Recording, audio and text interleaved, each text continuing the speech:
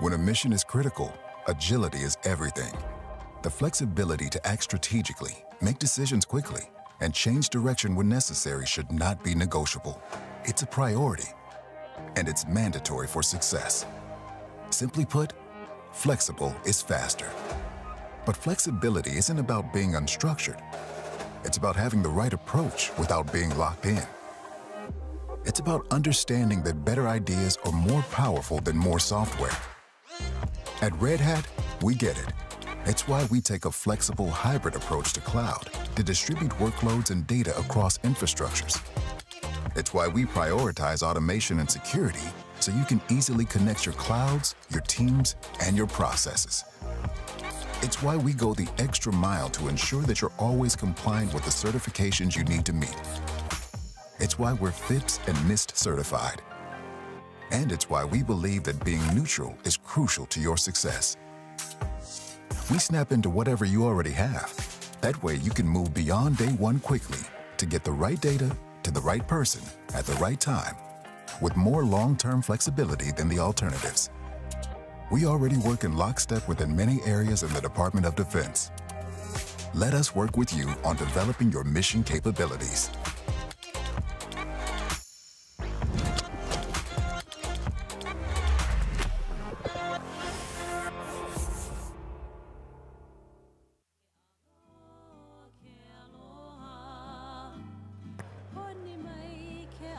Ladies and gentlemen, please take your seats so that we may begin the panel.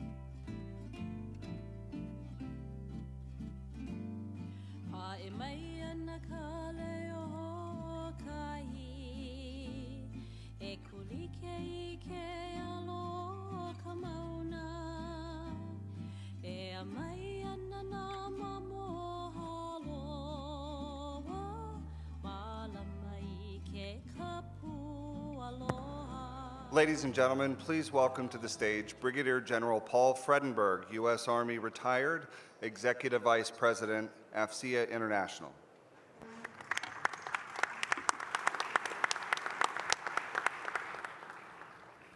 All right, good morning and aloha. This is a learning audience. This gets better and better each day we do it. It's great to have you all here joining us this morning. for this morning's J6 panel titled Indo-Pacific Command, Assured, C4, and Cyber. This morning's panel is going to explore how the U.S. Indo-Pacific Command and its service components are modernizing and transforming C4 and cyber capabilities to enable assured, resilient, and interoperable networks across the Pacific theater. These are things that our senior leaders have been discussing this week. Moderating today's panel is going to be Brigadier General Michael Smith, the Director for C4 Cyber J6 U.S. Indo-Pacific Command. Former enlisted combat engineer and medical services soldier, General Smith was commissioned in the United States Signal Corps in 1998. General Smith has had many key leadership assignments in operational signal and cyber formations, as well as experience in capability integration. His most recent assignment before now was the assignment as the Director Unified Network Task Force under the HQ Department of the Army G6. So he has the exact right skill set to lead the transformation of C4 and cyber capabilities in support of U.S. INDOPACOM's mission. And as you can see, he has assembled the who's who of C4 and cyber in the Indo-Pacific right here. We have them all right here to have a great discussion. Thank you very much, and General Smith, over to you.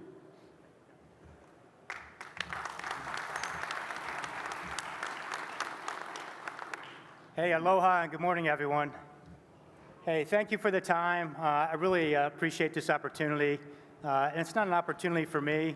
It's really an opportunity for these fantastic Americans up here at the front. So what I really wanted to do, I did this panel last year. It was really just an effort to bring industry in, to listen to the challenges and the opportunities across our J6 and G6s within these service components and our other associated commands in theater. So I appreciate the folks that have participated in the J6 panels this week and other INDOPACOM-led panels. Fantastic participation. We greatly appreciate AFCEA International and AFCEA Hawaii for this partnership, for allowing the J6 to partner with industry, to partner with academia, and to partner with the students that are here. So, ma'am, thank you kindly. General Lawrence, we greatly appreciate you. I did an event yesterday called a Fireside Chat. Wasn't sure how well that was going to go over, but as I started speaking, the crowd grew, and it kind of standing room only in the back, and just very humbling. But what that really shows me is that this is much more than just a TechNet. This is a family, and I greatly appreciate the support in this family and what you guys do for us in the partnership. So without further ado, I just wanted to share a few comments, and we'll get started. So first thing, Ray, if you can pick up that mic, we'll do a quick introduction across the team here. Okay, thanks, Mike. And I also want to thank AFCEA for continuing to host this event. It's a great event, super opportunity for industry and government, military to interface and get to know each other better. So thank you again to AFCEA. And I would say we now can see who the most committed people are, because you're here on the last day. Yes, so thank you for being here. You know, there are different degrees of dedication to the cause, so we can clearly see all of you are dedicated. So I thank you for that. I'm Brigadier General Ray Ferris. I'm the commander of the 311th Theater Signal Command. We are the extension of NetCom in this theater. So we provide strategic communications or fixed site communications to all the major Army locations within theater. And we also have an expeditionary capability where we can slice that off to adjacent enabling commands or even other commands from the Army Reserve, National Guard, who would flow into theater in a time of crisis or conflict. So we have both dual roles, and then of course, we are most responsive to USERPAC and General Clark's approach, his campaigning approach, so that we kind of have all of those interests that we are sensitive to, and I look forward to your questions. Thank you.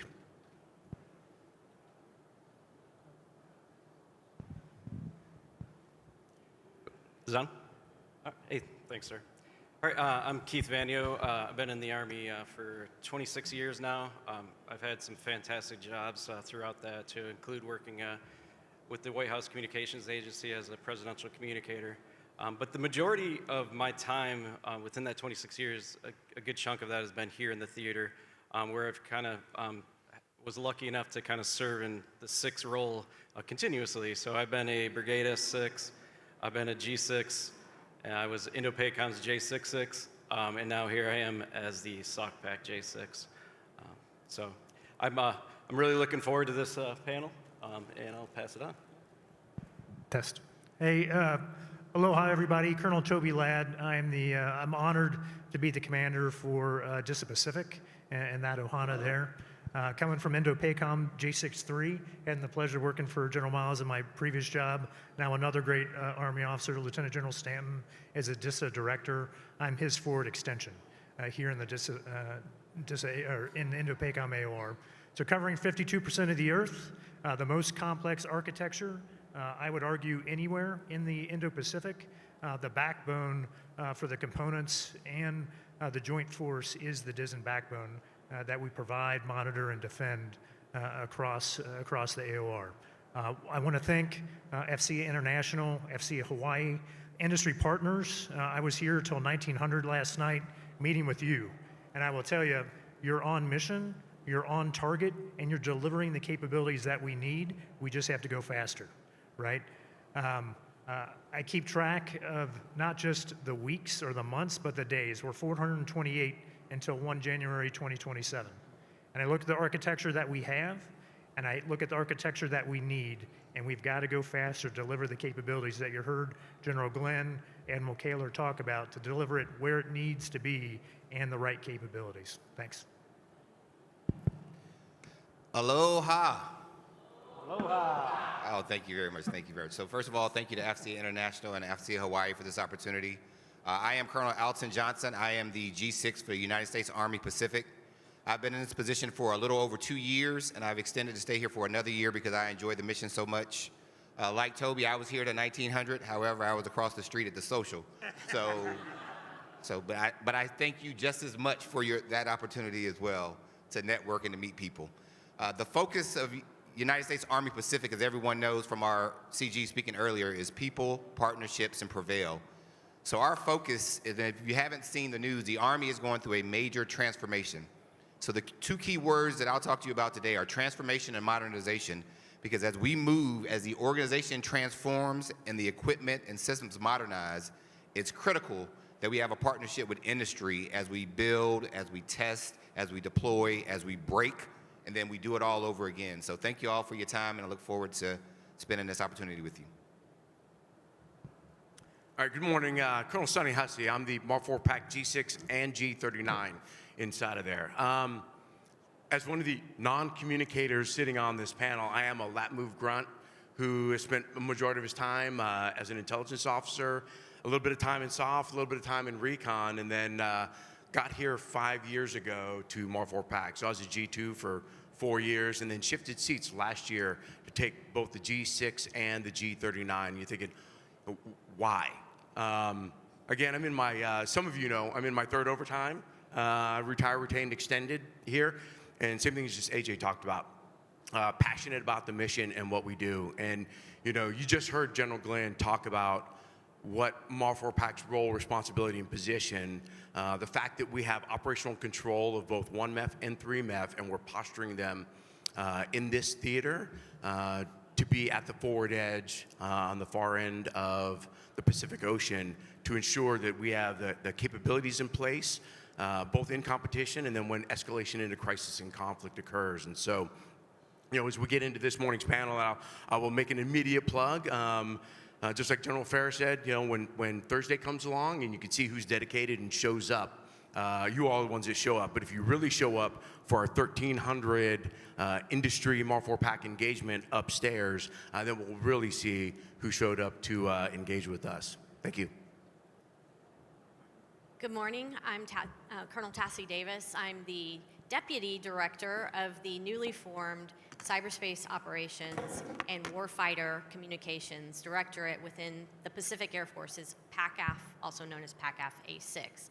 I am the deputy. I am the first deputy in a long while and that my position didn't even exist a year ago, and that is because we were coupled with the A36. So the last time we would have presented here at this event, we would have been a deputy to the A36. And now I can tell you that has come with a lot of challenges and excitement, though, for us to stand up separately and to actually build out some very key positions like a chief technology office and a chief data and AI office as well.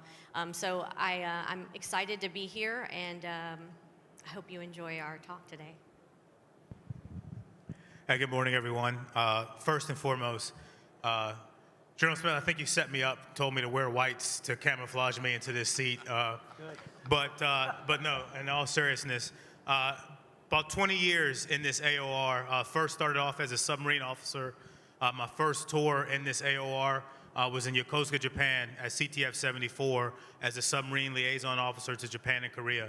And since then, I've done 4 additional tours for a total of 5 in Japan and 2 in Hawaii. One as the NICTAM SPAC XO, and then now as the Director C5 Pacific Fleet, the N6. Love the mission set here, love the focus, love the fact that every time we go to sea for the Navy, we're in it, and it's not practice, it's real. And so my focus and my dedication is it's not practice, right? Every time we go out, we're doing it for real, for when we have to do it for real. And that's what the focus I want from this panel and this team. Thank you. Thank you, Vic. General Smith, thank you so much for the invitation. Good morning, and Ohayo gozaimasu from Japan.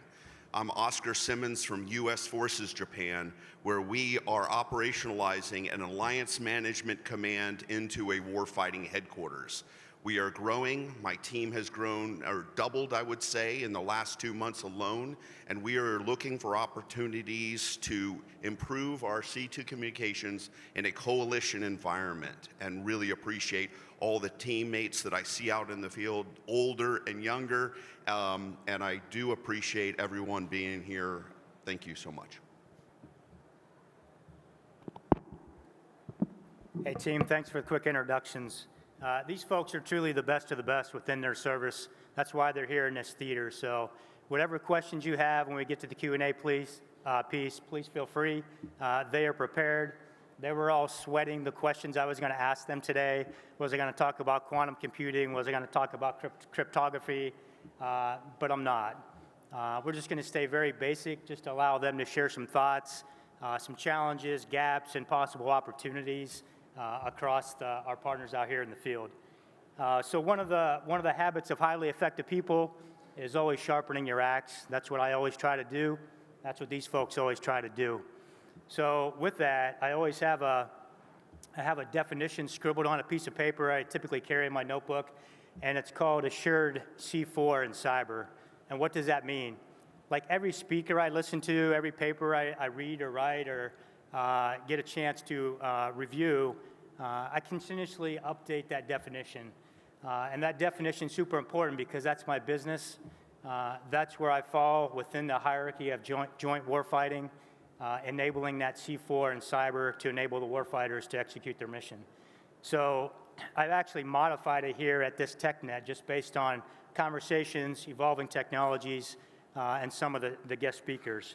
So assured C4 in cyber, it's secure, resilient, interoperable, defensible networks, systems, applications, and data, synchronizing all warfighting functions and principles across all domains, combined in joint formations, enabling decision superiority, which creates overmatch, which equates to prevail. So that's my adjusted definition. That's a theme for this panel. That's what these folks do every day, and that's where we need your help.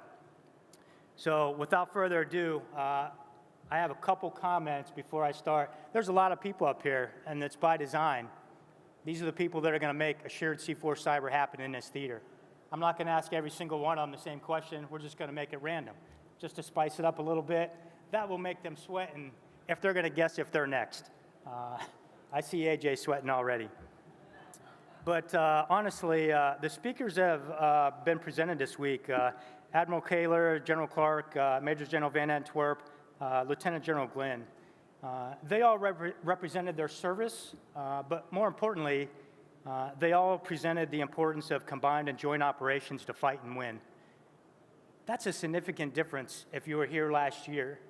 You didn't hear all those senior leaders talking about technology and the importance of industry. It's really came together this year, and it's really been humbling to listen to our senior leaders, to have that conversation and see and understand and appreciate the importance of what these folks do. So in addition to talking about the importance of joint and combined warfighting, they also spoke to the necessity of gaining a mastery of networks.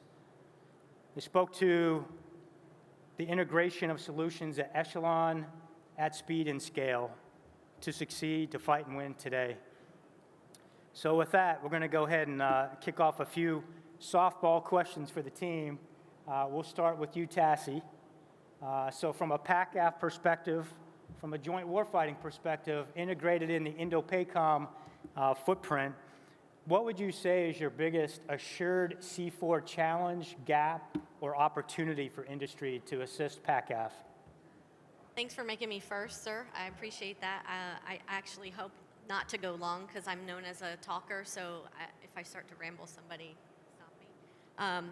But the biggest challenge that we have, and this is my first time in a component MAGCOM, meaning we support directly to INDOPACOM, and have an AFOR or Air Forces responsibility.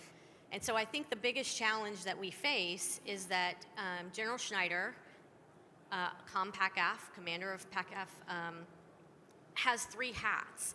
He is the Theater Area Air Defense Commander. He is the Theater Joint Forces Air Component Commander, and he also is the COMAFOR, the Commander of Air Force Forces, in supporting roles most of the time to JTF stood up underneath INDOPACOM. On an occasion, we have been certified as of last year. We can stand up as a JTF Air, and we can be the supported command in that situation, but most of the time we're in a supporting role. And so what that means is the communications across all of the services become very important for us in making sure that we can communicate across all of the networks that we need, both with our joint partners, our allies, and also, honestly, with industry, because a lot of commercial services are coming into play as we need quick, responsive cyber communications for our leaders to have options in the AOR. That would be my biggest challenge, I think, is trying to make sure that we can cover down on such a breadth of mission. No, thanks, Tassie. So I'll change up the questions a little bit to advance them a little bit further.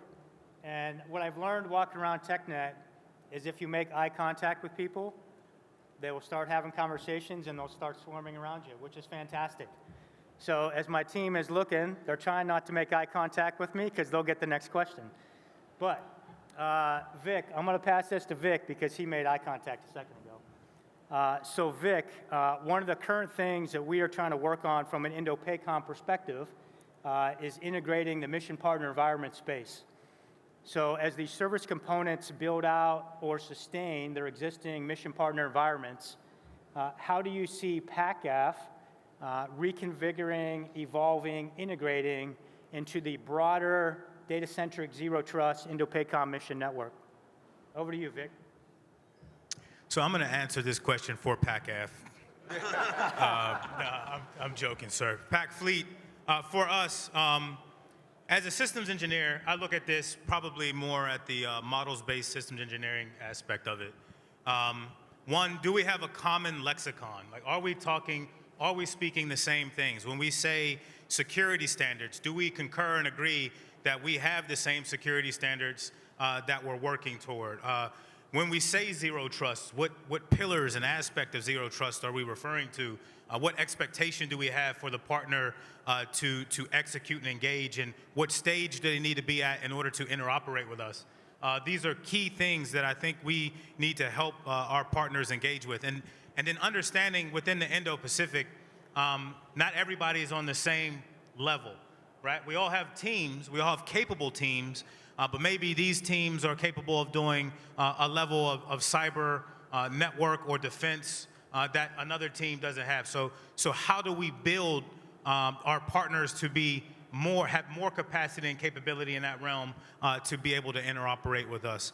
And then we're keenly interested in IMN, sir, and how we can be a pathway for INDOPACOM to achieve that mission set that they're trying to achieve. So integration into the overall kind of objective that you have and the vision that you're trying to achieve, and making sure we do no harm to that, and that we're poised to take advantage of the successes that you're achieving at your level, sir. No, that's fantastic. Thanks, Vic. So last week, I actually went and toured DDG 121, which is the Frankie Peterson Jr. down on Pearl. That was really the first conversation with PAC Fleet and INDOPACOM at a technical level within the DDG on how do we start integrating mission partner environments from their perspective. So fantastic partnership. I appreciate you being here, Vic. I think we got a lot to do, but I think we can do it together. So thanks for that feedback. So based on the spirit of having an awesome conversation, I decided to modify the questions. I was trying to give them low stress at the beginning, but now I'm going to change the questions for them.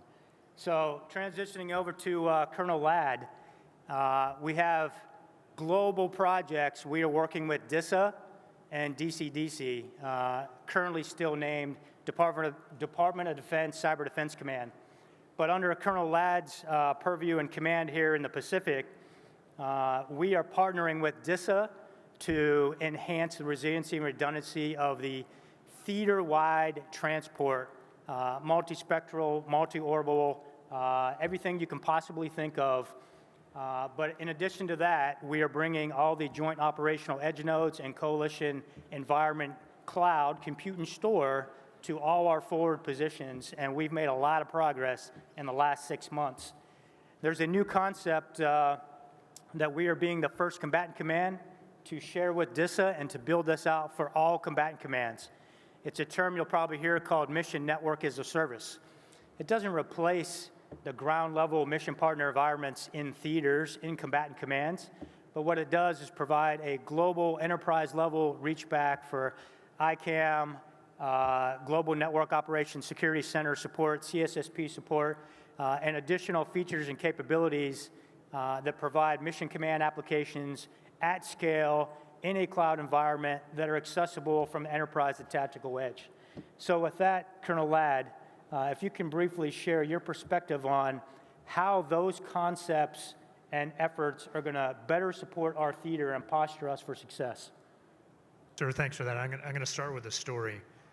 So young Second Lieutenant Ladd is looking off the coast of California in a C2 vehicle, Amtrak.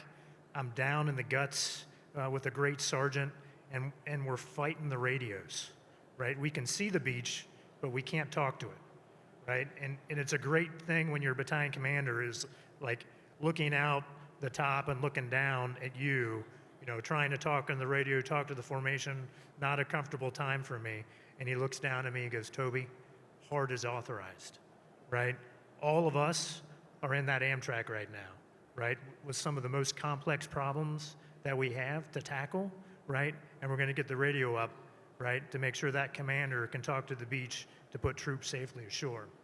So thanks for that, General Smith. We have a lot going on in DISA, and DISA is going fast thanks to industry partners out here, right? The task I have and the task we're delivering is reliable, resilient transport to where the forces need it, right? So looking at the land masses that we have in the Pacific, we're building multiple touch points with those land masses to make sure that when MAR4 PAC, USER PAC, SOC PAC, PAC Fleet, where they are, they have resilient transport to increase the capability and the data paths that they have. Forward cloud nodes. We have installed 4 out of 5 of the Joe nodes in the AOR, right? So you're hearing about the requirement for forward cloud edge nodes. They are there thanks to our industry partners in DISA to delivering. So what does that give our operators? They do not have to reach back to San Diego. They're not reaching back to Fort Meade. They're not reaching back to Colorado Springs for that data. what is the right data for our partners, for our components to have forward, how much compute and AI do they need forward. That's where we need to go and understand, both from an industry and from a Department of War standpoint, to say this is how much we need at the right place and the right time, and we're building that capacity. On the coalition side, Joint Operational Edge Coalition, take that to our mission partners.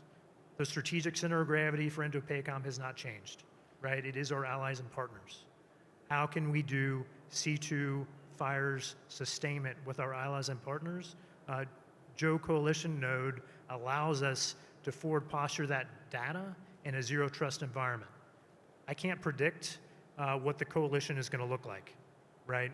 I can't predict the networks that they're going to have when they come to the fight. So we're providing a zero trust environment at a low, medium, high trust capability. So they come as they are.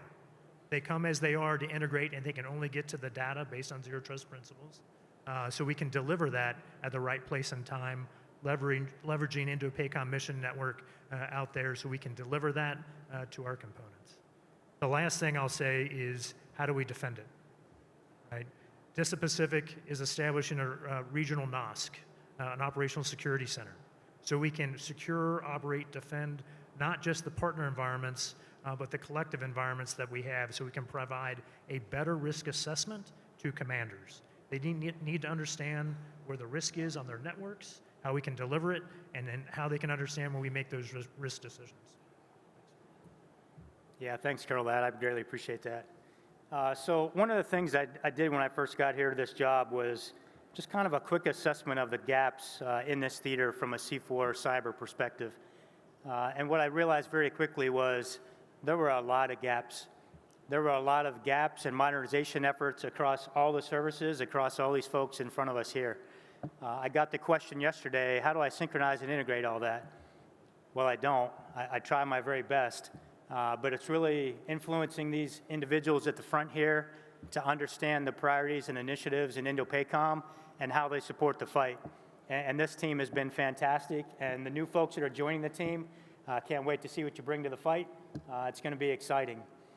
With that, a lot of you folks may have heard of United States Forces Japan 2.0.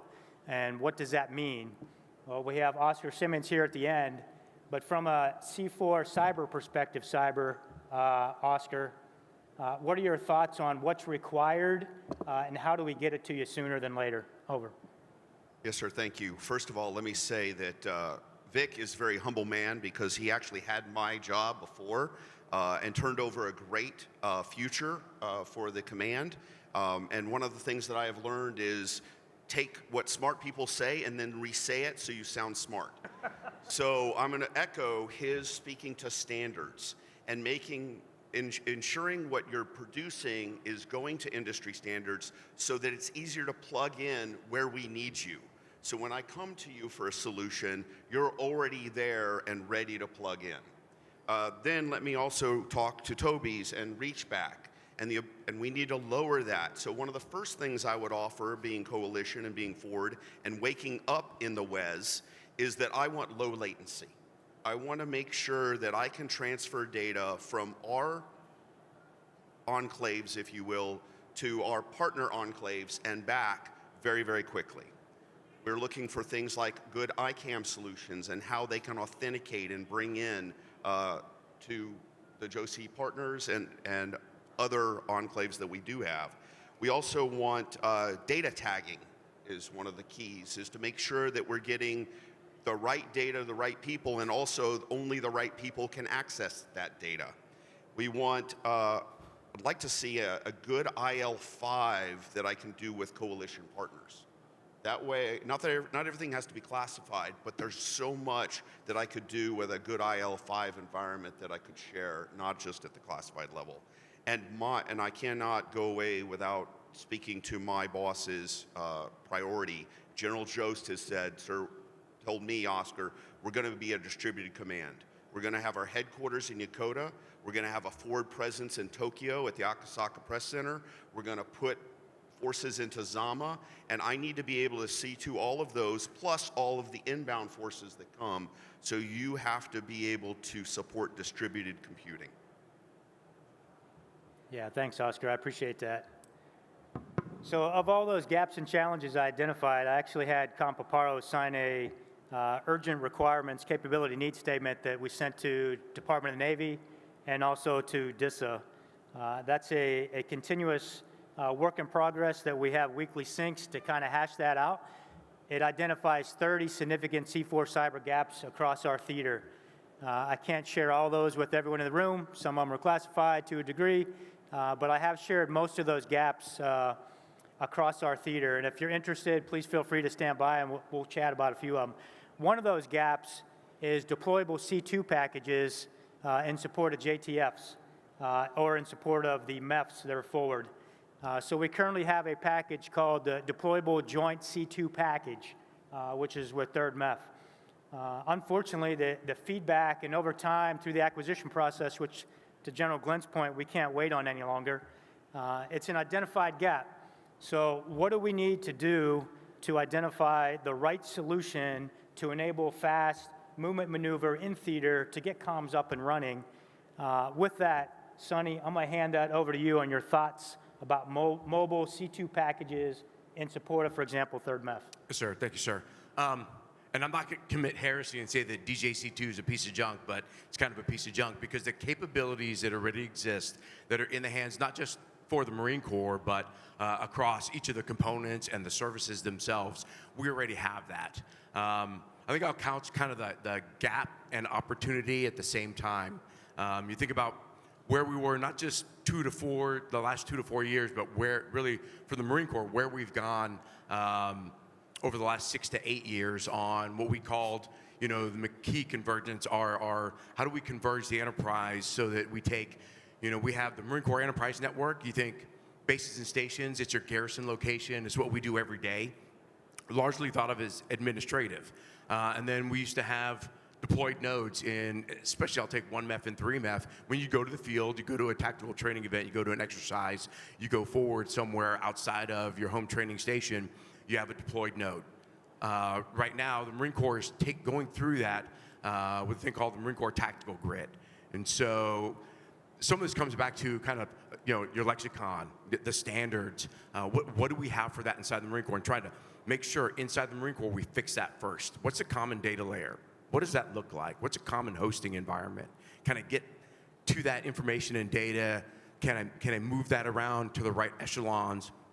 And then at the end of the day, I don't only have to do that inside of the Marine Corps. I have to make sure that it starts with joint, and it always has a pathway for allies and partners to be able to share that. And so, in my engagements today, not just today, but over the last year and a half in this seat, the advancements in technology exist today. General Glenn talked about this morning. It exists now. I think one of the biggest challenges, and this is I have a thing that I tell my guys, I'm like, I'm going to have a thing, I want you to build it. It says soapbox on it. It's about 6 inches tall, and I'm going to stand on it for a few minutes and get on my soapbox.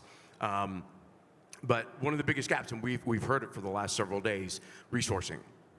Time, people, money, stuff. And so I always joke it's not really a joke because I look straight at headquarters Marine Corps and I'm like, where's my money and where's my stuff? But ensuring that we can resource both 1MEF and 3MEF with the right capabilities, and we're time limited, we're time constrained to be able to get that in time. And it's not just handing a piece of gear to somebody. It's like, I need to not just experiment with it, not just operationally demonstrate that, I need to employ it. I need that in the hands of the operators every day, every week, so that they can actually be functioning on that in day-to-day competition, connected with the other service components, with our allies and partners, so that when and if escalation, and it doesn't matter if the crisis is, humanitarian assistance, disaster relief, or a real shooting match, I need the folks that are trained and certified and know how and understand how to operate on those systems to be able to do that effectively when the switch flips. Thanks, sir. That's good. Thanks, Sonny. So, Keith, I'm going to transition over to you. So from a SOC pack perspective, over this last year, we've seen and we've heard about a lot of new network-based initiatives, different acronyms, different terms. And for the most part, from a SOCOM perspective, they've been off on their own, establishing their own networks, establishing their own common way to communicate. But in this theater, it's not going to be sufficient. We need to figure out how to evolve and integrate and create the interoperability from a joint force perspective. And I think, Keith, I think your change in mindset here in this theater is really going to help us do that. But I'd like to get your thoughts to share with the community on, from a SOCOM perspective, how are you going to integrate into the joint force to make us successful in this fight? Over. Thanks, sir. Yeah, I'll start off with if those that were able to hear Major General Van Ampert's statements on Tuesday. He kind of focused in on the lessons that were learned from Ukraine that we've all been kind of thinking of. But one of the things that he really keyed in on was the fact that we needed to have a network built for autonomous vehicles, unmanned equipment, and autonomy. What he cued in on with that, though, was the fact that within 14-day period, the adversary was able to kind of get into it. So that network had to continue to be developed on a 14-day basis. So that's kind of the challenge that we're faced with today. We're looking at the same network that we want to build out with the theater, right? We want the autonomy, we want the robotics, we want the unmanned systems. But it has to be agile and adaptable enough to be able to continue to grow as adversaries get cued into that equipment. But from the SOCPAC perspective and the SOCOM perspective of that, we're right now are building we're trying to build that tactical mission network that will be able to kind of solve some of those problems. The tactical mission network is really a sensor to shooter, and it's a mobile type device that we could give out to our partners. It's very capable. It's been tested, within Ukraine and other places. I would say that the biggest challenge that we're faced with right now with that, sir, is it's easier for me to get a tactical mission network equipment over to a partner than it is to give it to AJ. And that's where I think right now SOF needs to start thinking differently. We're not really in the GWAT days are over for SOF. We're not in the lead. We are a supporting command. And that's what our commander is really cueing in on and making sure that we're doing that. So I would say that would be the biggest thing that we need to overcome, that obstacle of how do I get soft-procured equipment and those resources that we've been developing over into the conventional hands. That's good. Thanks, Keith. So Colonel Johnson, I'm going to transition over to you, sir. So Colonel Johnson, with the Army's latest Army Transformation Initiative, how do you see that reshaping Assured C4 in our theater, and how is that initiative increasing movement, maneuver, and posturing so we can operate at speed to warfight? Over. Yes, sir. Thank you for the question. So most people are familiar with some of the Army transformation initiatives, but some of the things that they're doing is they're realigning units that are CONUS-based to USERPAC. One of those units is 4th Infantry Division, which is the first unit in the Army that's going to receive what's called the Next Gen C2 kit or equipment. Additionally, 25th ID that's already assigned is one of the C2 fixed units, which is one of the first 3 units to get that equipment. Tertiary is the MDTFs are transforming to MDCs. So they're going to become forward station organizations. All those organizations are going to be upgrading and updating their kit to this new next-gen C2 concept that's going to allow us to provide communications at the edge all the way back to every post-camp and station. And we're doing that by a host of ways. One, they're giving them commercial off-the-shelf kit. So no more big, bulky equipment that we're spending months to train people on in school that's hard to move. You have to get it on a C-130 or 117 to get it where it needs to go. We're going to man-packable, small kit that they can take anywhere they go, They sit down, they put it up, they use it. When it's outdated, they throw it away, they buy new kit, and they continue to move. That's the construct we're moving to in the Army because we realize we can't maintain the old way of doing things. Right now, as we try to get rid of the Warrior Information Network tactical equipment, what we realize, it's almost as hard to get rid of the old equipment as it was to keep it. It's dozens of trucks and satellites and dishes and everything. And if you can imagine a infantry division like 25th trying to get rid of all that equipment on an island and where it goes and how you get rid of it and the cost to the organization that's doing that and the time when they're trying to fill this new equipment and prepare here on island, it gives us multiple dilemmas to deal with. And so we never want to redo that. So what we want to do now is we want to make sure that all that kit that we bring in facilitates the way we're going to operate in the future. And so as we move to multi-domain organizations and we move to next-gen C2, our focus with industry is going to be how do we find that next thing? How do we innovate? How do you see how we operate, identify what we need, and bring it to the forefront early in the process so we can put it into that next delivery of C2? Because there won't be a maintenance plan, right? I don't need to know, I don't need people selling contracts on how to fix a P-Leo dish, because when it's gone for $200, I'm going to Best Buy and getting another one. And so that's the type of thinking that we're doing in the Army as we move forward, and that's the type of thinking we need assistance with from industry to help us identify the opportunities to get new kit faster and to update the way we operate as quickly as possible. Thanks, AJ. So really the last individual on the panel here, General Ferris, I'm going to throw you a softball question just because you're my partner. So really from a NetCom perspective, what is your command doing as the Theater Signal Command to better secure and defend networks and services in this theater? Over. Thanks, Mike. Yeah, this is a really rapidly evolving area of activity, cyber defense. And there are a lot of partners that we have in this effort.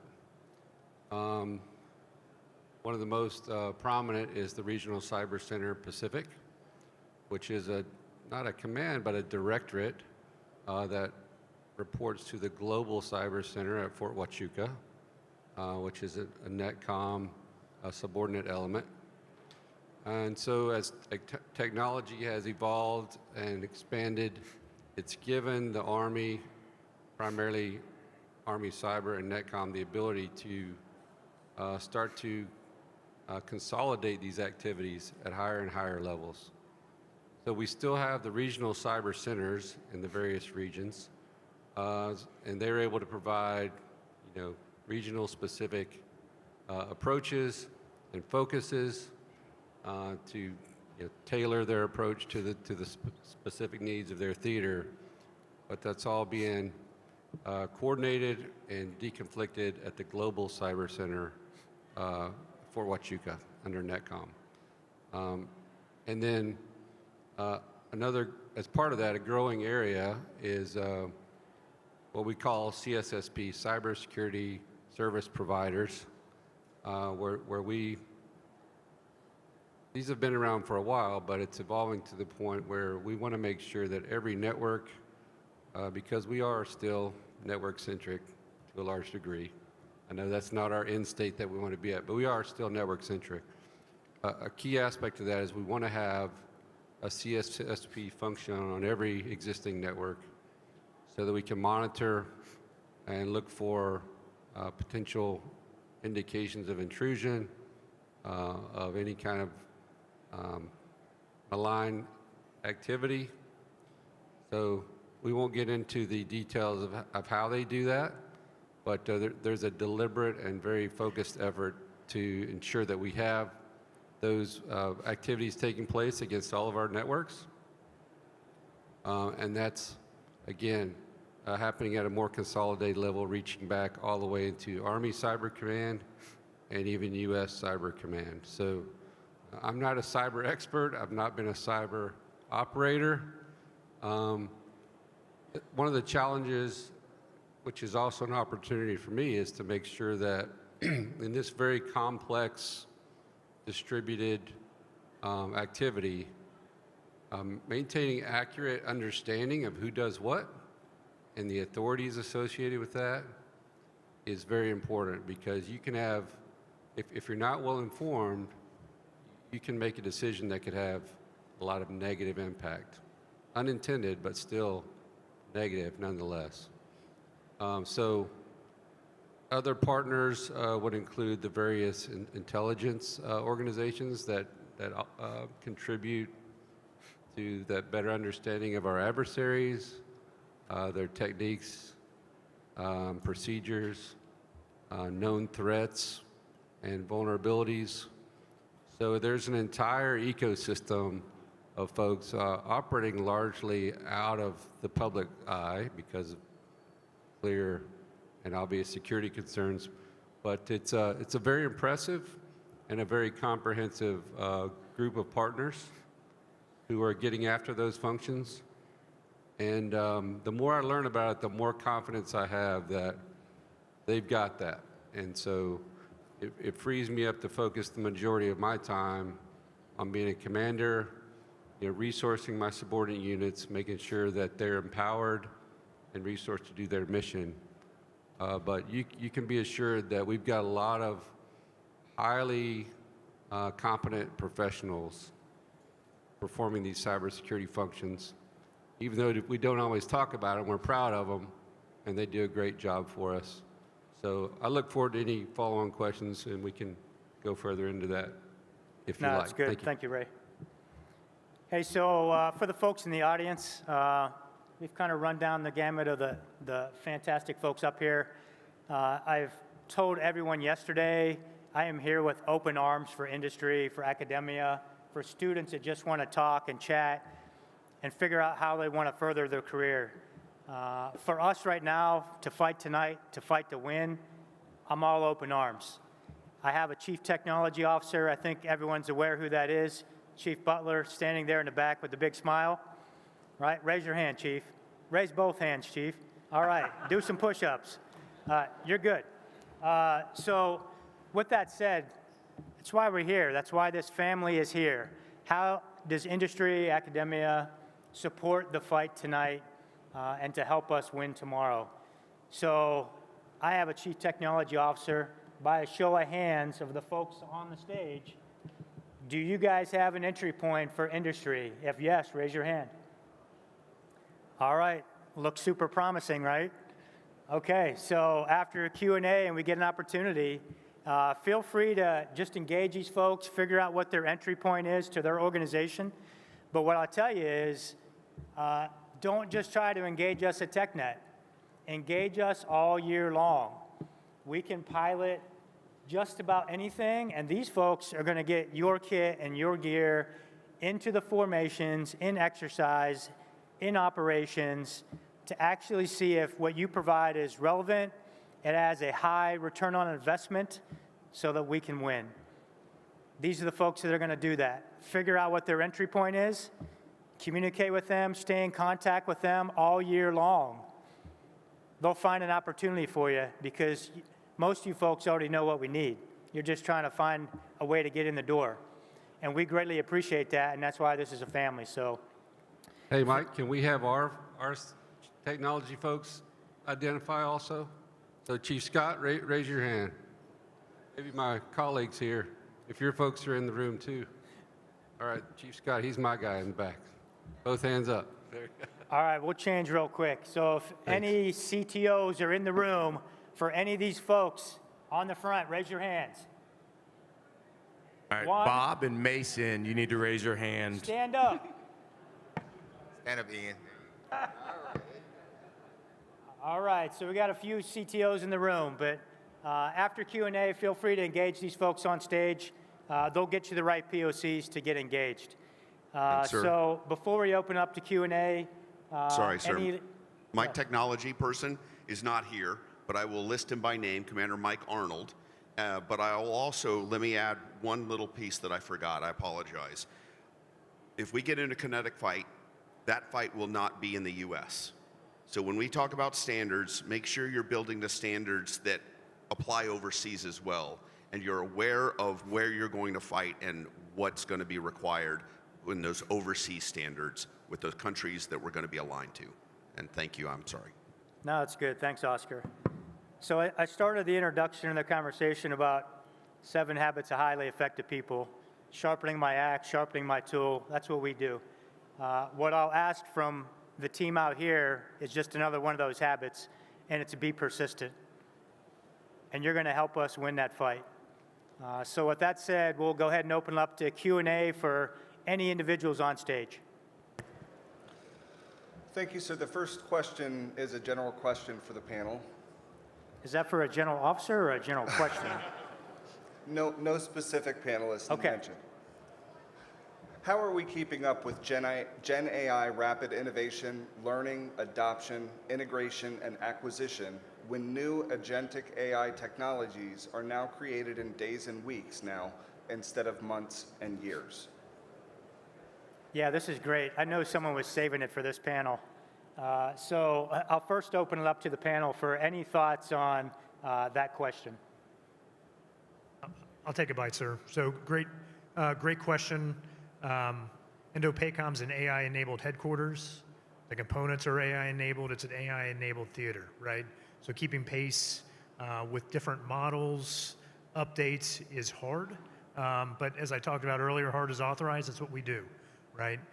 So the innovation and learning from a DISA perspective and a DISA PAC perspective on delivery, right, is keeping track with the industry standards and really the requirements of these folks up here, right? Different models are better for different needs, being predictive analytics, weapons target pairing, creating a speech for TechNet, right? So understanding what their requirements are and then partnering with the industry partners, we are getting updates, really quarterly updates to software capabilities that then is up for delivery.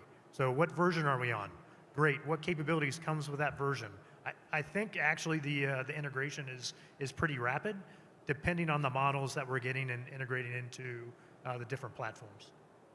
Yeah, I'll add a little to what Toby says. So just to answer the question directly, how are we keeping up? So we're not. I mean, so that's the bottom line. Technology is moving at a pace that we can't keep up with, but the INDOPACOM headquarters is making strides to attempt to keep up, which is a victory in itself. If we go back to how I discussed Next Gen C2, this is the premise of it. It's agile in nature, right? It's instead of waiting, the Army is a humongous service.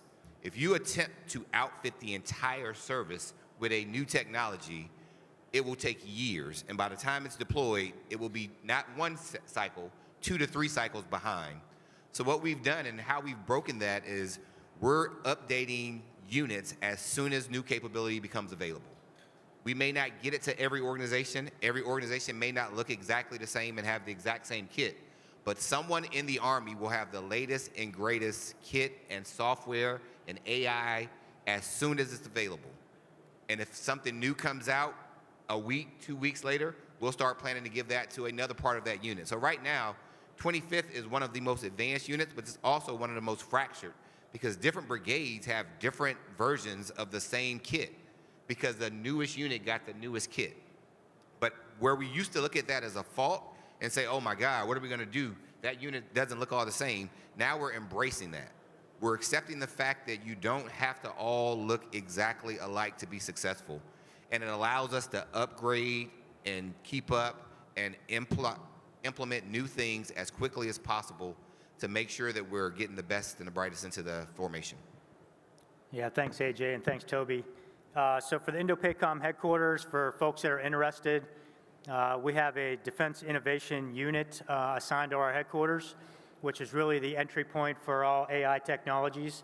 So if you have something that you think would contribute to the fight, feel free to shoot myself a note or Chief Butler. We'll get you integrated in the DIU registry.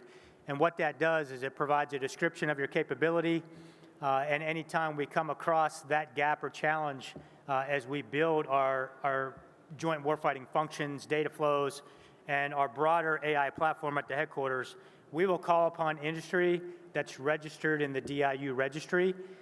They can also help support and fund small startup initiatives. So great question.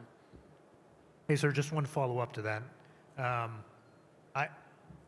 important of just integrating AI is getting the data right, and that's where we need help with. The data normalization, standardization, so we can go fast with AI, that's where we need help. Also, another panel we talked about, we need a really fast highway to get the Lamborghini for AI to go fast. Get rid of the tech debt, right? We're still fighting that, right? So getting rid of the copper will allow us to enable AI at speed to the components and to the theater that allows us to keep up with this. Yeah, and I'll just add on, across the department, one way we're approaching AI is by educating ourselves. So I recently attended a 3-day AI and data focused course at the Naval Postgraduate School in Monterey, California. It was a great course. It challenged some myths that are out there and exposed me to things I wasn't aware of. So across the department, again, senior leaders from all the services were being encouraged to attend this training, which in turn helps us to create climates within our units that promote and reward innovation and learning with respect to AI. This is an area where you really don't want to rush to failure on it. And you have to understand what you're doing before you start, before you get too carried away with it. Because, and I mentioned this a little bit yesterday on the panel, Toby mentioned. So it's an area where if you ask the wrong question, you're going to get the wrong answer. Or even if you ask a great question to a model that doesn't have the right data set, you might not get the answer you're looking for. So not all AI tools are created equal. And one key differentiator is what's the data set that they were trained against? Because when it comes to large language models, essentially these things are looking to choose the best next word for the sentence, right? So they're not all knowing, they're not all powerful, at least not yet. So you have to go into it with a very good understanding of what you're doing and what you're trying to solve. And I think that instead of focusing on the tools, focus on the most complex challenges you have, ideally the ones that require a lot of input, different data sources, and a lot of analysis. And the better you can describe those challenges, then those might be your candidates to apply AI to helping you solve those. Thanks. Thanks, Ray. Hey, sir, I know you want to move on from this question, but I have one to add. So I mentioned in my opening comments that we stood up a Chief Data and AI Office within PACAF. Over the last year, they have built out a strategy, vision for our entire command. And that included building connective tissue with all of the other AI officers across the entire AOR. And they have really taken that in stride. So that's the up and out. But we also, looking in, we have now identified a data steward in every single directorate that meets regularly to talk about what the AR requirements are across our command. So that way we are integrating early and we are getting after the biggest problems first. No, thanks, Tessie. I appreciate that. So in the interest of time, I think folks are getting ready to gear up for lunch, probably use the restrooms. We'll go ahead and take one more question, and then we'll allow the folks that want to stay behind time to communicate with the folks on stage. So one more question, please. Thank you, sir. The final question, and this, of course, is from an unclassified perspective, what you can answer here. With AI now as important as cyber, what is being done to ensure AI is secure from potential bad actor efforts? Yeah, so very, very complex question. Again, panel members, feel free to open up and share anything. I'll say from an INDOPACOM perspective, when it comes to cryptography and ensuring the security of all the data across our network systems applications, we are looking at more advanced technologies and sometimes looking back to technologies that may have been overlooked. So, for example, one technology that we're all starting to take a look at is blockchaining, and that's a different way to secure data and networks, to ensure proof of life, proof of work, to ensure that ledger affirmation of the data. So we are looking at ways to leverage quantum computing just to better secure our data and networks. So broadly, those are the two efforts at INDOPACOM we're taking a look at, and open it up to anyone here on the stage. Sir, just from a general perspective, not to get into too many details.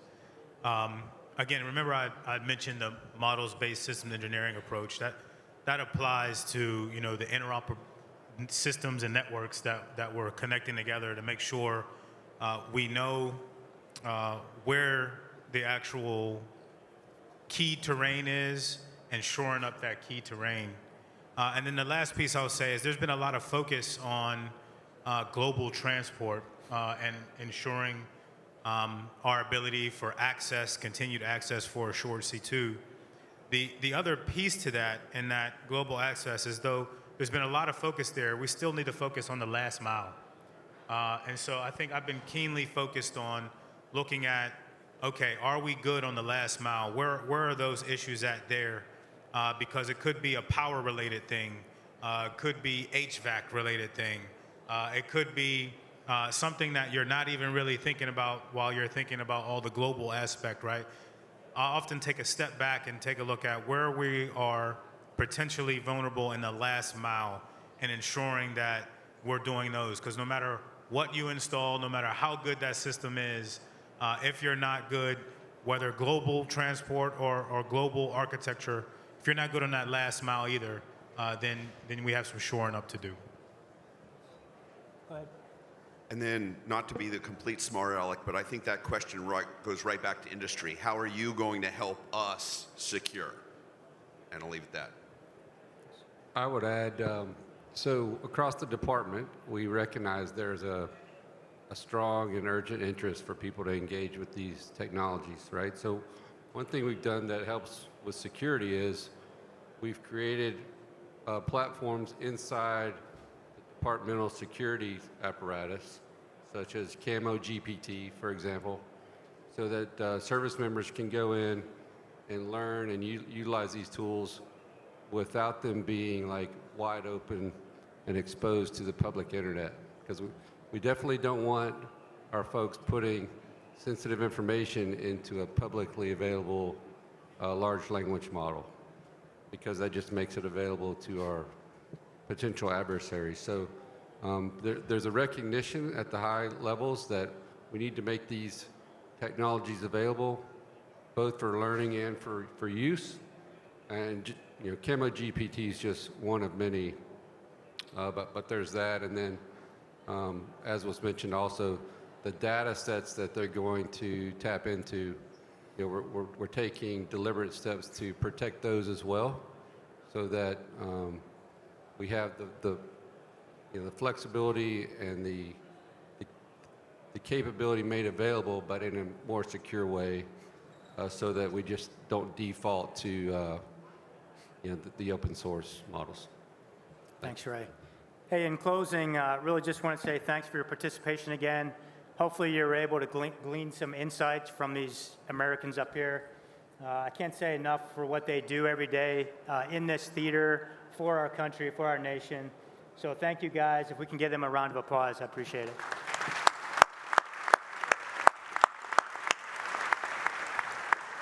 Please welcome Paul Fredenberg back to the stage.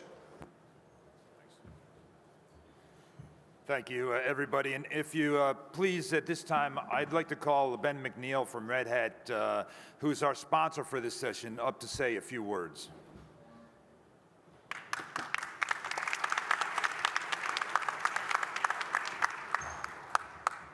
Hey, first of all, hey, thanks to the panel, moderator and panel guests. We greatly appreciate it. Really enjoyed the panel. Thanks. My name is Ben McNeil, retired Navy captain. Hey, I'm Red Hat's Air Force and Space Force INDOPACOM Director for Mission and Business Support. We're a proud supporting partner of the TechNet Indo-Pacific this year. Interesting fact for today. Did you know that there are over 1 million open source projects in play right now? Red Hat is the world's trusted leader in providing secure open source IT solutions, whether we're talking the business sector, banking sector, federal, or defense. Open source solutions fuel digital transformation and innovative related solutions. So whether you're trying to manage and deploy AI solutions, build modern applications, secure networks through automation, we welcome the opportunity to speak with you about your mission, goals, business objectives, what good solutions look like, and how we can support you today. Thanks for the opportunity, and once again, thanks for the panel and opportunity today.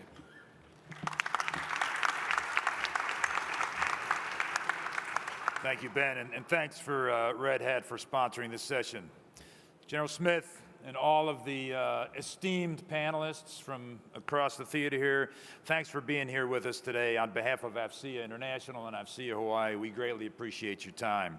You know, you all highlighted a few different things, but you highlighted the need for speed, right? We've heard about speed in decision-making, but you highlighted the need for speed in adopting and integrating capabilities across this theater. There are needs out here to meet the mission requirements, and you highlighted that, all of you, together. We talked about the criticality of the mission partner network to interoperate with allies and partners. The move to a mission network as a service provided by DISA to provide that reliable, resilient transport, connectivity, networking that we talked about and the senior leaders have emphasized time and time again throughout this week. Deployable comms packages, the changes that are happening there to support that force in the field. And the work done to enhance and integrate cybersecurity. The cybersecurity posture across the theater is just amazing. So you're already meeting the speed requirements, or partly meeting the speed requirements required in this theater. And then, Mike, you threw out the challenge to industry to be persistent and continue to engage, to bring those, you said, relevant and high return on investment capabilities to this theater.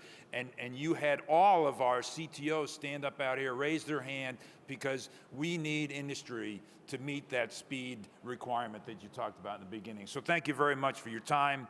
Thank you very much for what you're doing out here, the leadership that you provide, and all of the panelists in this theater. On behalf of AFCEA, we are going to make a gift to the Windward Wounded Warriors on each of your behalfs. And in just a second, I am going to give you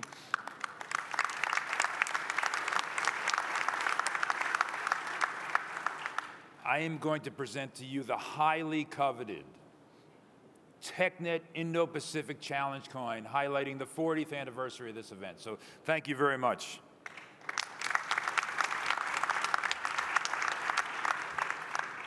Ladies and gentlemen, it's been a great TechNet thus far, but it's not over. There's an official coffee break happening out there, so take advantage of the network opportunities and be right back here, 11:45, for our closing keynote from the Deputy Commander of U.S. INDOPACOM, Lieutenant General Joshua Rudd. Thank you.